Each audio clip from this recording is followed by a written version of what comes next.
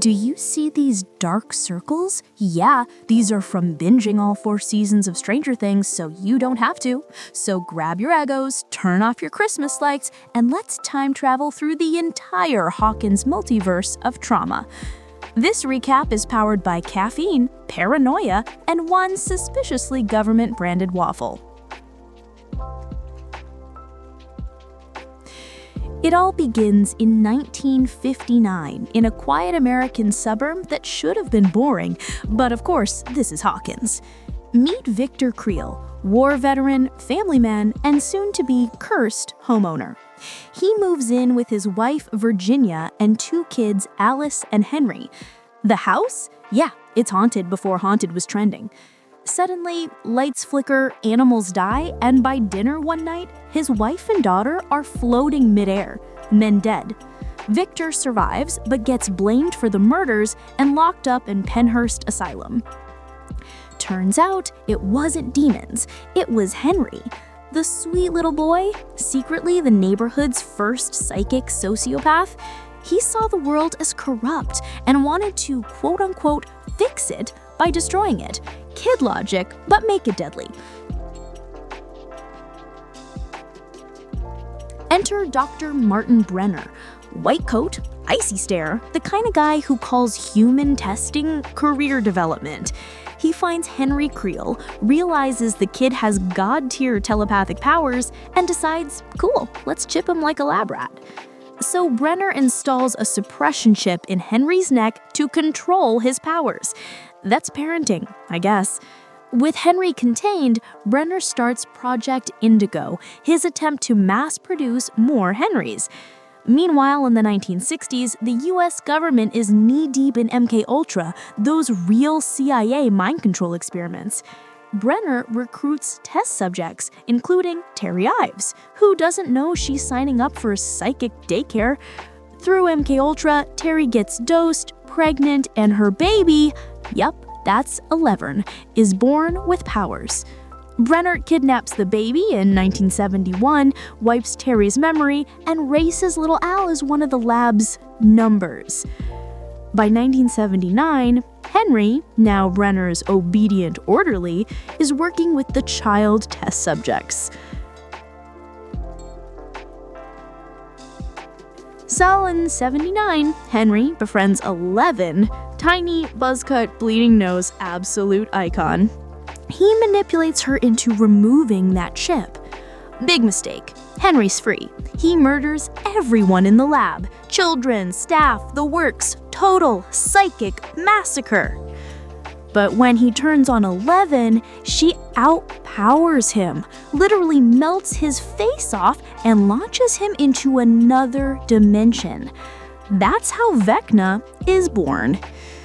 Elle, traumatized, wipes the event from her mind. Brenner covers up the slaughter and pretends it never happened. Typical Tuesday in Hawkins' lab. Cut to 1983. Reagan's president, synths are poppin', and Hawkins is blissfully unaware they're sitting on a portal to hell. 4 nerds, Mike, Lucas, Dustin, and Will, are playing Dungeons & Dragons when Will rolls a nat 1 and gets snatched by a monster from the upside down. He disappears. His mom, Joyce, goes full detective mode, Christmas lights, wall alphabet, total meltdown, but she's right. Meanwhile, 11 escapes the lab and crashes into the boys' D&D club like E.T. with trauma. Mike hides her in his basement, teaches her about waffles, friendship, and why bullies deserve telekinetic punishment. Chief Hopper, dealing with his own daughter's death, finds the lab, discovers government cover-ups, and eventually a gateway to another dimension in the lab's basement. Turns out, the monster is a Demogorgon, the first of many teeth nightmares. Elle faces it head-on, sacrifices herself, and vanishes into the Upside Down. But plot twist, she survives. A year later, Hawkins is fine. Will's back, Joyce is dating Bob Newby, the purest man alive, and Eleven's secretly living with Hopper in a cabin. But Will's not actually fine. He's having visions of a giant smoke entity. the Mind Flayer. Meanwhile, new kid Max joins the party, and Steve Harrington goes from hair god to monster-slaying babysitter. Joyce and Hopper trace Will's symptoms back to the lab again, where they discover the Upside Down still infecting Hawkins through tunnels beneath the pumpkin patches. Will's possessed. Everyone teams up to exorcise the Mind Flayer with space heaters and love. Bob dies heroically because someone had to feed the Demo dogs. Elle closes the gate, saving Hawkins again. The dance at the end? Pure serotonin. This recap is brought to you by Bob's Superhero Sacrifice School. Enroll today. No refunds. Fast forward to 1985, the era of malls, neon, and Russian conspiracy arcs that somehow work. Elle and Mike are dating, Hopper's jealous dad mode is in overdrive, and Dustin comes home from camp with a radio girlfriend named Susie, who may or may not exist. Steve and Robin work at Scoops Ahoy, where they uncover that beneath the mall is, plot twist, a secret Russian lab trying to reopen the Upside Down gate. Because sure, why not put Cold War espionage next to the food court? Billy, Max's stepbrother, gets possessed by the Mind Flayer and becomes its human avatar. Mass chaos. Rats explode. People melt. Mall carnage. Joyce and Hopper infiltrate the Russian base with Murray, the chaos linguist. In the final showdown, Elle loses her powers. Billy sacrifices himself. And Hopper, seemingly, dies in the blast. But post-credits? He's alive. Captive. In Russia. Of course. This section is sponsored by Scoops Ahoy, serving ice cream and trauma since '85. Now we hit 1986, the darkest season yet. Elle's living in California with the Byers, pretending to be normal, getting bullied, and having psychic block issues. Meanwhile, in Hawkins, a new monster's on the loose. Teens are dying in horrible, bone-snapping ways. The town blames Eddie Munson, leader of the Hellfire Club. Poor guy just wanted to play D&D. Nancy, Steve, Robin, and the gang investigate and discover that the killer isn't from the Upside Down. It is the Upside Down. Vecna's back.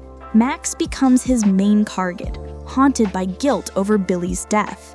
In one of TV's best moments ever, Kate Bush literally saves her life, running up that hill. A whole cultural reset. In parallel, Elle reconnects with Brenner to regain her powers, discovering her suppressed memories of 1979 and realizing Vecna was Henry Creel all along. Yep, the orderly, the massacre, full circle. She confronts him mentally while the Hawkins crew fights physically. They burn Vecna's body, but he survives. Max dies, briefly. Elle revives her, but she's left comatose. Oh, the Upside Down starts merging with Hawkins. The gate rips open, red skies, doom incoming. And Hopper finally returns from Russia. Joyce saves him. Small win before apocalypse. This Chaos recap is sponsored by the Hawkins Council for Poor Life Decisions, coming soon to Netflix. Now Hawkins looks like a dying planet. The gang's back together, broken, older, battle-scarred. Elle's trying to fix Max's mind. Will senses Vecna's presence, and the Upside Down is basically moved in rent-free. Vecna's plan? Merge worlds, erase humanity, rebuild everything in his image. Elle's the only one who can stop him, but she's outnumbered, outpowered, and out of waffles. Season 5's coming, and Hawkins? It's not ready. I watched all 4 seasons. You're welcome. I need therapy, a nap, and a flamethrower. This episode was not sponsored by the Upside Down, but it definitely reached out via Demogorgon email. So yeah, from 1959's Creel murders to 1986's world-ending cliffhanger, that's the full Stranger Things timeline. 11 found her family, Hopper found redemption, Joyce found courage, and Steve found hair volume products that defy physics. Now, all that's left is to see how it ends. If Season 5 doesn't make me cry, I'll eat a Demogorgon egg raw. But for now, this is Biscuit, signing off. May your Christmas lights never flicker on their own. And remember, friends don't lie.